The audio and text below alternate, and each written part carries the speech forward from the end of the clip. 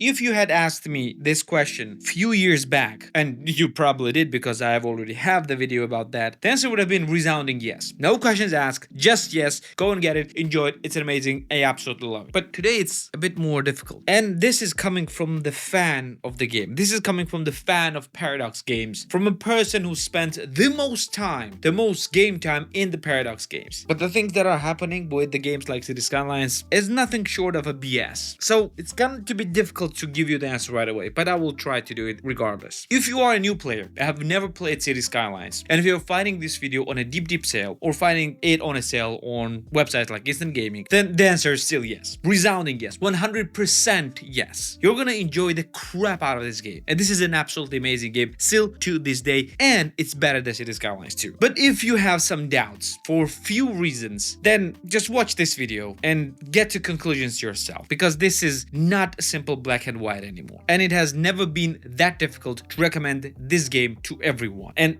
telling this actually hurts me. So let's talk about City Skylines and why it is or it's not worth your time and your money. So first things first, for the ones who have never played this game or maybe even never heard of this game, glad you're here. Let's talk about what this game actually is. City Skylines is basically a city building game. It's not your regular strategy game. This is literally all about building a functioning city. You start with literally nothing but a plot of land, and your goal is to start building the, well, kind of like a rudimentary city, if you want to call it a village, but yeah, I would never call this a village, to get people into your town or city or whatever, or settlement. Let's call it just a settlement. But to do so, you require, well, some infrastructure or some things, because every single citizen in your city have some wants, have some needs, and things to do. Well, first things first, you need to actually start building residential areas. And thankfully, you are not actually building separate buildings for residents or for office or for industry or for commerce. You just build zones. You designate those zones, and buildings are being built as they are required. Like, for example, if you don't have only just few families that are wanting to move in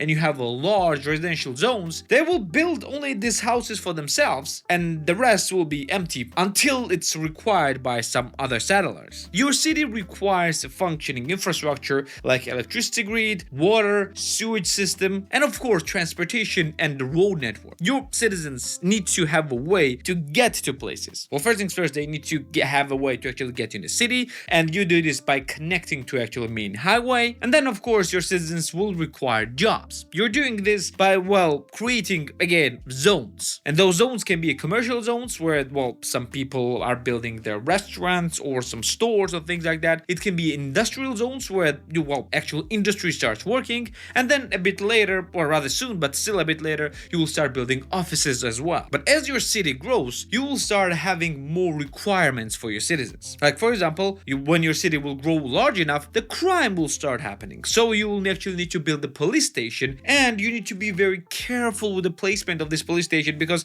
well, if the police station will be way too far from the center of the city where the actual crimes will be happening, well, they won't be able to react on time, because they actually need to physically move from the police station to an actual crime scene. The same will happen with the fire brigade, and the same will happen with emergency services, like if your citizens will require some medical attention. So you need to build hospitals on a specific places which will accommodate entire town, or multiple hospitals if you want to accommodate more places. Then your citizens will have a requirement for education, so you will need to start building elementary schools, high schools, and eventually universities. They will need to have some type of entertainment, so you will need to build the parks and things like that. Then when you're gonna have a lot of citizens, you actually need to build more denser residential buildings, like for example high rises and things like that. As the industry will grow, you will need to actually have multiple ways of transportation, like you will need to set up a train network or airport or regular, well, seaport. You will need to set up transportation network for your citizens, like for example different bus lanes or just regular buses or metro stations and things like that. And as you progress, you will need to do more and more and more and more and more. And at first it sounds like overwhelming, like you will need to do all of those things, but in reality it's not that overwhelming, because you do get those things gradually. You will require to do those things gradually. Not everything is happening all at once. You will need to do all those things gradually, and because the game has been out for years and years now, it's basically has been perfected. The learning curve is not as steep as you might think, and it's rather easy to get into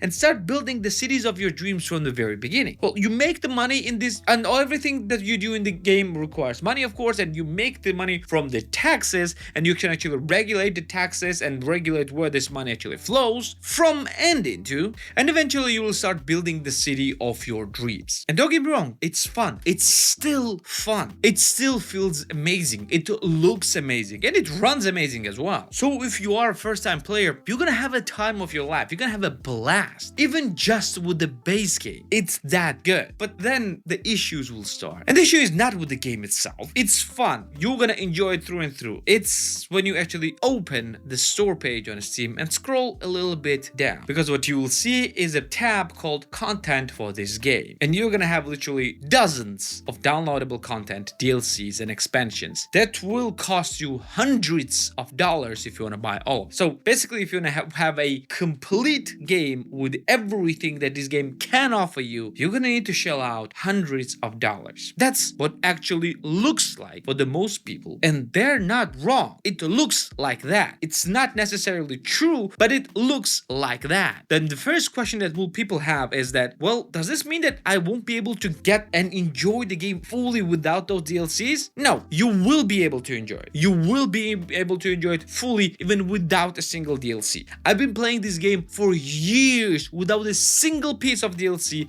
and it's still amazing fun. And if you have not played this game, don't get any DLCs. Just start playing the game without ones. Enjoy them. Feel fun. You're gonna need to think about DLCs, even think and consider DLCs only after you actually completed this game at least once. And by completed this game, I mean that you unlocked everything and you built everything in your city that you want, and your city is fully functioning, and you will feel like that your city is complete. At least you're one of your cities. Only after that you can start contemplating buying any of the DLCs. That's what I'm advising you. But which ones should you get? Well, there are much more and much better YouTube channels that will give you the bit by bit breakdown of which DLC should you buy. But in my opinion, what you should do is go for the cheapest option. And yeah, it's not the best, but it's cheapest, and it's going for the subscription. Because City Skylines actually provide you the subscription plan for the DLCs. If you don't want to buy them all, you can actually, well, get them all by paying monthly fee. Well, I'm not sure about the original pricing, but for me, it's $7 a month. Or with an intro offer, you can get it for $20 for 6 months. Sounds awful, right? Because it kinda is. You need to actually pay subscription for an offline, basically, game, non-MMO game, to actually be able to enjoy it fully. And I know that many people will have an issue with that. They are not wrong about that. But to be fair, the game has added so much content, so many things, and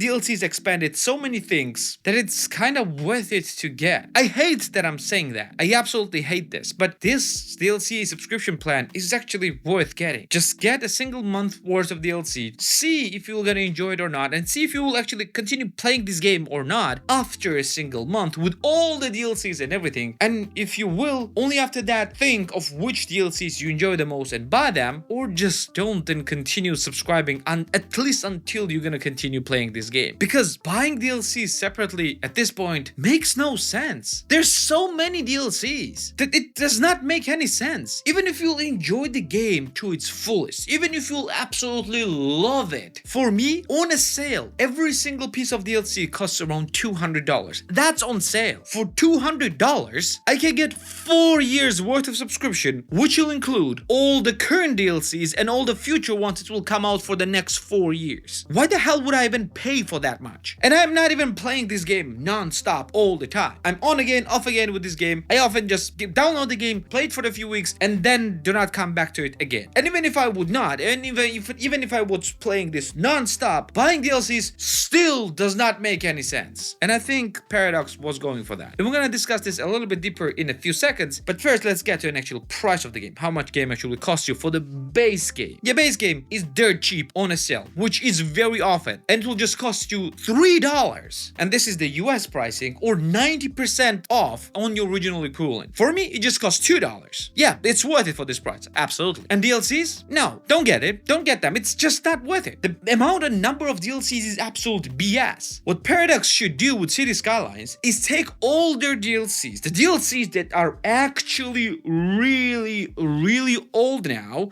the DLCs that are at least 2-3 years old, and make them part of the base game. This way it will actually make make sense to buy DLC separately, the newer DLC separate. And for some, it will make sense to buy subscription plan. But right now, buying DLCs simply does not make any sense. I don't know if the Paradox was going for that, but yeah, there, I said it. I hate that I'm saying this, but yeah, this is the truth. So let's sum it up. Let's give you a conclusion without me mumbling for next 10 minutes. Should you get this game if you have never played this and if you have never owned this? Yes, you should get this game. By the way, it's available on the Game Pass as well. So if you have a Game Pass, you can get it through Game Pass as well. Should you get the DLCs of this game, or should you not rather get this game because of the DLCs? No, you should still play the base game. You're gonna enjoy it and love it a lot. Should you buy any of the DLCs? If you ask me, no, you should not. Even though they're really good, some of them are real good, many of them are kind of just useless, it still does not make sense to buy them separate. Should you get a subscription? If you want to enjoy this game to its fullest, to its max, then yes, get subscription plan. Only for the time that you're playing it. And I didn't even talk about the mods of the game, because the mods are the true saving grace of the game. Mods are absolutely insane thing that makes it more worth it, far more worth it than City Skylines 2. Well, that's another question. If you have questions whether you should get this one or City Skylines 2, get this one. Even though City Skylines 2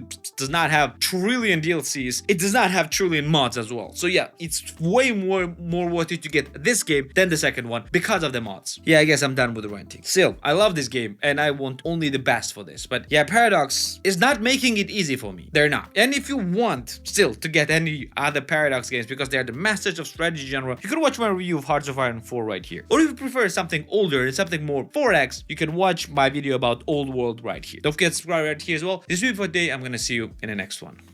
Take care.